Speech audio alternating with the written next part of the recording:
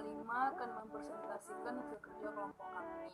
Saya sendiri, Ayu Pendara Satarigan, akan menuliskan penelitian pertama, yaitu yang berjudul Biofarmasi Sediaan yang digunakan melalui rektum. Anatomi fisiologi rektum. Yang pertama, rektum merupakan terminal dari sistem saluran pencernaan. Panjangnya 10-15 cm dan dapat merenggang sebagai bagian dari usus besar. Pada kondisi istirahat, rektum tidak memiliki aktivitas hemodinamik. Normalnya, rektum kosong dan mengandung 2-3 mili cairan mukus zat pada pH 7-8 yang disekresi oleh sel Goldberg. Mukus ini tidak memiliki aktivitas enzim atau kemampuan mendapar. Tidak ada fil ataupun mikrofil pada mukosa rektal dan memiliki area permukaan yang sangat terbatas, antara 200-400 cm². Tersedia untuk absorpsi. Daerah inilah yang berfungsi sebagai tempat penyerapan. Waktu pemberian obat. Waktu pemberian obat melalui rektum yang tepat ialah post-nasal supaya obat tidak cepat dikeluarkan sebelum diabsorpsi. Saya Dewi Sri Puspita akan melanjutkan presentase dari Ayu Pintaresa, vaskularisasi darah dan getah bening. Rektum dialiri 3 jenis vena hemoroidales. 1. Vena hemoroidales superior yang bermuara ke vena mesentericum inferior. Selanjutnya, masuk ke dalam vena porta dan juga membawa darah langsung ke peredaran umum. 2. Vena hemoroidales medialis dan hemoroidales inferior yang bermuara ke vena cava inferior dengan perantaraan vena iliaca interna. Selanjutnya membawa darah ke peredaran umum kecuali hati. Anyaman getah bening terdiri dari 3 kelompok kanal, yaitu 1. Kanal bagian bawah atau kanalis inferior, berasal dari anus menuju ganglion inguinalis di permukaan. 2. Kanal bagian tengah atau kanalis medialis mengikuti vena hemoroidales medialis dan berakhir dalam ganglion hipogastrium. 3. Kanal bagian atas atau kanalis superior mengalirkan getah bening dari ampula rekti dan rektum superior yang selanjutnya menuju ganglion mesentericum inferior. Transport zat aktif dalam tubuh melalui rektum. Pertama, lewat pembuluh darah secara langsung. Kedua, lewat pembuluh getah bening.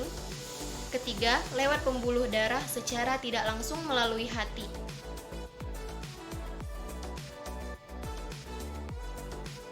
Jenis sediaan obat yang diberikan melalui rektum, yaitu padat atau suppositoria, cairan atau enema, Leffman nutritif. 3. Kapsul rektum. Selanjutnya akan dilanjutkan oleh rekan saya. Terima kasih. Selanjutnya tentang suppositoria. Suppositoria menurut Farmakope edisi 5 adalah sediaan padat dalam berbagai bobot dan bentuk yang diberikan melalui rektal, vagina, atau uretra. Umumnya meleleh, melunak, atau melarut dalam tubuh. Suppositoria dapat bertindak sebagai pelindung jaringan setempat, sebagai pembawa zat terapeutik yang bersifat lokal atau sistemik. Mekanisme kerja suppositoria. Yang pertama, berdasarkan pemahaman anatomi rektum dan cara penyerapan zat aktif dalam organ tubuh dari rektum, mekanisme kerja suppositoria dibagi menjadi 3 kelompok, yaitu pertama, suppositoria berefek mekanik. Suppositoria berefek mekanik ini terutama pada suppositoria gliserin. Terjadi fenomena osmos yang disebabkan oleh afinitas gliserin terhadap air. Hal tersebut menyebabkan eksudasi usus sehingga menimbulkan gerakan peristaltik. Yang kedua yaitu suppositoria berefek setempat. Termasuk dalam kelompok ini adalah suppositoria antiwasir. Formula antiwasir sangat banyak dan sebagian besar sangat spesifik. Ke dalam basis suppositoria yang sangat beragam kadang-kadang ditambahkan senyawa peringkas pori, baik dengan cara penyempitan maupun hemostatik. Pemakaian setempat juga berlaku untuk suppositoria beta-naftol yang digunakan sebagai obat cacing. Selanjutnya dilanjutkan oleh teman kita. Baiklah, saya Maya Sari akan melanjutkan slide yang telah dibaca oleh teman saya sebelumnya. Di sini ada suppositoria berefek sistemik. A. Suppositoria nutritif. Suppositoria nutritif digunakan pada penyakit tertentu di mana saluran cerna tidak dapat menyerap makanan. Hanya dapat diberikan makanan yang langsung diserap, misalnya peptom, karena rektum tidak dapat mencerna. Selain melalui suppositoria, dapat juga diberikan melalui lavement. Selanjutnya, kinetika predisposisi zat aktif. Kinetika predisposisi zat aktif terdiri atas 2 tahap, yaitu yang pertama, penghancuran sediaan, lalu yang kedua, pemindahan dan pelarutan zat aktif ke dalam cairan rektum. Diikuti difusi menuju membran atau berdifusi melintasi membran agar dapat mencapai sistem peredaran darah sistemik. Selanjutnya, faktor-faktor yang mempengaruhi kinetika penyerapan zat aktif yang diberikan per rektum. Yang pertama, kedudukan suppositoria setelah pemakaian, dan yang kedua, waktu tinggal suppositoria di dalam rektum, dan yang ketiga, pH cairan rektum. Membran rektum terdiri dari sel epitel yang sifat lipidnya terjadi terutama oleh mekanisme transport pasif yang tergantung pada yang pertama, koefisien partisi zat aktif dalam minyak atau air, yang kedua, pKa zat aktif, dan yang ketiga, pH cairan yang merendam membran bersifat netral 7,5-8. Baiklah, saya akan melanjutkan presentasi dari Mayasari. Pemilihan bahan pembawa. Pemilihan bahan pembawa terutama mempertimbangkan sifat fisikokimia zat aktif.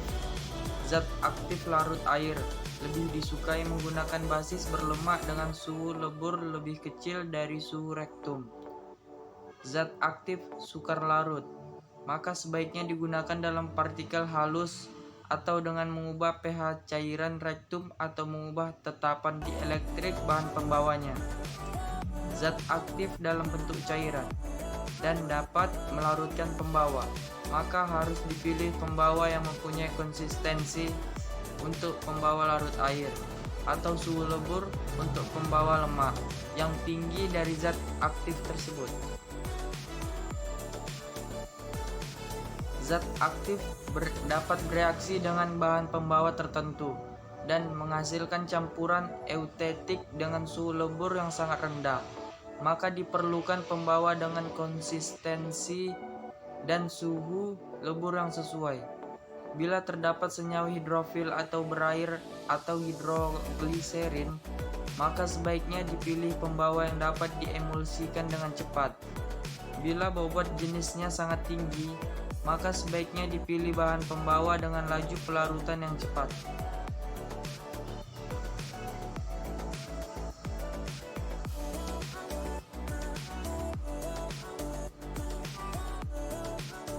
Kelemahan pemberian obat melalui rektum. Obat tercampur dengan feses yang ada di rektum yang dapat menghambat absorpsi obat.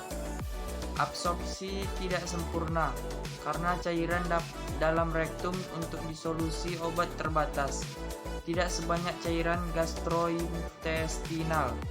Luas permukaan untuk absorpsi juga terbatas. Tidak seluas permukaan gastrointestinal.